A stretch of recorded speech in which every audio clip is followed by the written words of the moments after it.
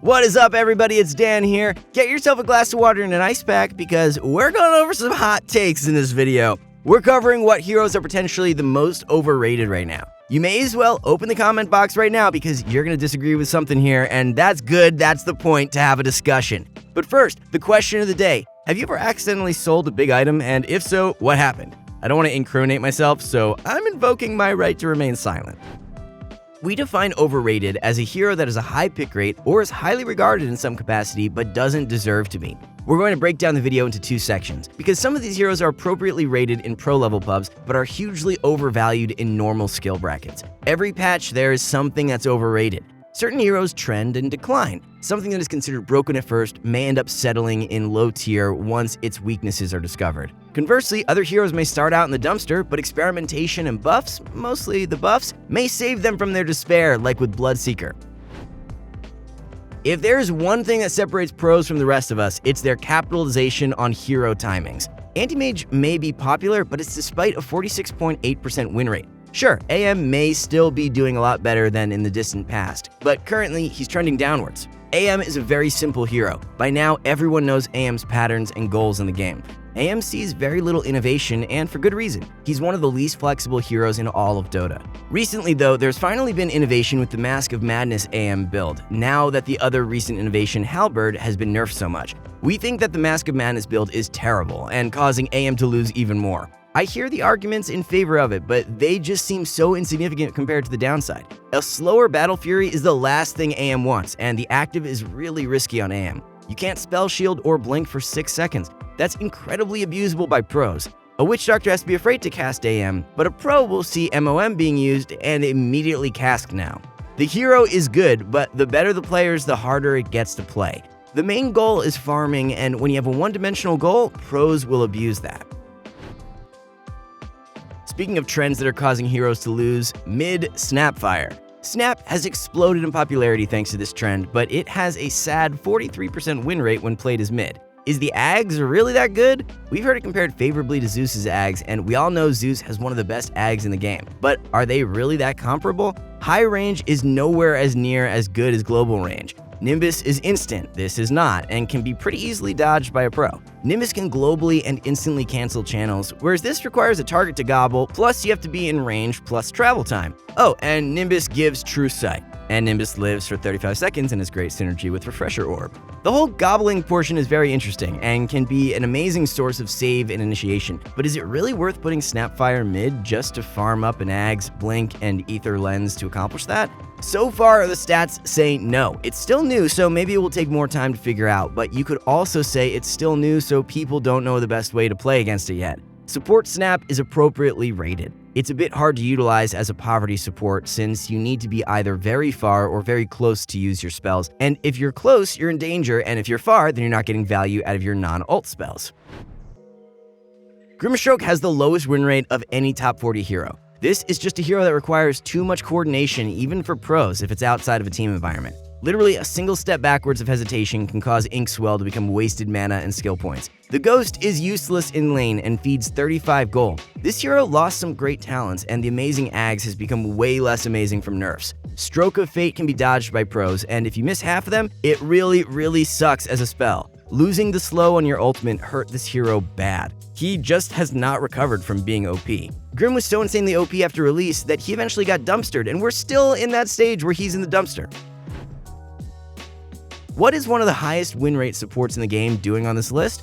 Well, not much at pro level anyhow. His 42.4% win rate is utterly abysmal. This is a hero that is greatly diminished once you fully understand it. Fatal Bonds is countered by Purges, but is still his best spell. Shadow Word is a great heal in lane and terrible at everything past that. Upheaval is situationally amazing, but the key word there is situationally. Usually a position 5 having to channel a spell that doesn't even stun will lead to a fast death, and that's indeed the case against a coordinated team. Why have a spell that's amazing a quarter of the time and terrible the other 3 quarters when you can just pick a hero with a spell that's always good? The Golem has just been power creeped out of relevance. Maybe even worse than all these downfalls though is the butchering of Warlock's talents. Warlock used to have the best talents in the game. Spell immune golems at 25 were easily achievable with the OP 60% XP bonus talent. His talents are trash now. He even lost spell immune golems. It's kind of hard to express your skill as a pro with this hero too. He can be played around with laning setups, and really, what does a good Warlock player look like? I can't name any pros famous for their Warlock. Tiny is appropriately rated by pros and is the single most picked hero there. But in the hands of your average pubber, Tiny can be a straight-up detriment. There are a slew of common misplays we see from this hero that has a very small window for error. Why does this hero have such a small window for error, you may ask? Because Tiny by nature is a one-and-done hero. You use your combo and that's it. All you can do after that is wait for the next one. We see pubbers max tree, which is a criminal offense. Even carry Tiny, which by the way is another offense, Tiny should be support the majority of the time. Even carry Tiny should max the nukes first and later go back for tree to farm. Even if you yourself are an amazing Tiny, this hero requires way too much teamwork to reach its full potential. Your lane mate needs to realize you're trying to toss back. They need to leverage the fact that you're playing as meat shield in lane. Your team needs to know when you're initiating into the mid game. If they don't follow up on your go, you have no tools to save yourself. We see way too many creeps being tossed, not enough people properly utilizing toss back in lane, and imperfect combos which lose out on tons of damage. This one might be a little bit from anecdotal evidence, but it feels like every time someone talks bad about BREWMASTER, some Brew lover comes out of nowhere and says, nah, Brew is a god laner and team fighter. Brew does have a low pick rate, so maybe it is appropriately rated, but the sheer amount of Brew fans convinced me to add him to the list. Brew is just one of those heroes that never recovered from being OP. What do I mean by that? Once upon a time, years ago, BREWMASTER was super overpowered and had nearly a 100% pick ban rate in pro games. So, in typical Ice Frog fashion, Brew got the dumpster treatment and never fully recovered. Brew shortly saw the spotlight again in 7.20 when he got 2 ability reworks in Drunken Haze and Cinder Brew. That was very short-lived, however. Immediately, both these OP skills got the Nerf gun to the head. The ultimate has been buffed a lot over time to compensate for other heroes' power creep, but it's just not enough.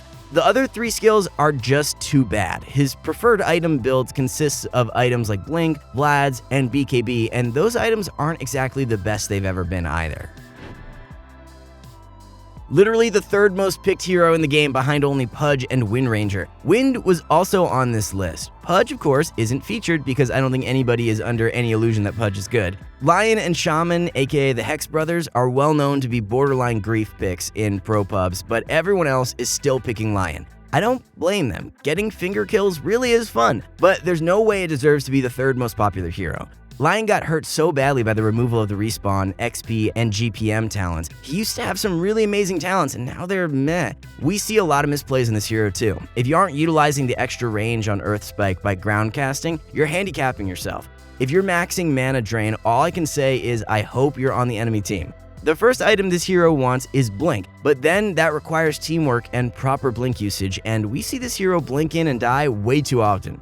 If you blink in and die, you spent 2,250 gold to kill yourself. Think about that. You spent gold just to make your hero worse if you make that misplay, and oh boy, do we see pub Lions do that misplay. Lion suffers a host of disables and pickoff, but it feels like that's a little less useful than in the past with the increased amount of teamfights and more cores with their own source of disable like Void, Sven, Every Spirit, and Mars. Doom is easy, right? Is Doom not easy? Why does his win rate go up with every badge? I'm interested to read why our analyst thinks Doom has close to the worst win rate in low MMR despite requiring no fancy tricks. Here's what he said. Doom's main use is Doom. Doom is a lot worse in lower brackets because of countless meaningless fights and more leveled out role net worth. Doom is a natural aura builder, and auras lose a lot of value when there's less coordination.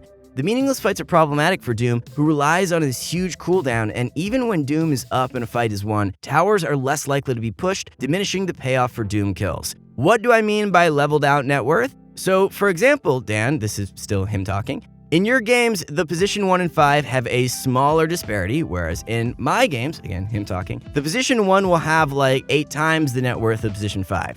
Doom wants to neutralize one of the top 2 net worth heroes so it has less impact in your game because there's less net worth overall. Alright, thanks Vinny. The insult was uncalled for, but let's just move on. As I said in our offlaners, you can still win with video. Doom got hit hard with nerfs in 7.27D, and pros play him as mid now mostly, whereas the average pubber still plays him as offlane. Okay, we're done. Please don't leave any more hate comments than usual. Direct those towards our Venomancer guide. Thank you very much. Let me know what you guys think about our list and who we missed. Is there someone who didn't deserve to be featured? Don't forget to like and subscribe and hit the follow button to join the pro family. Later, everyone!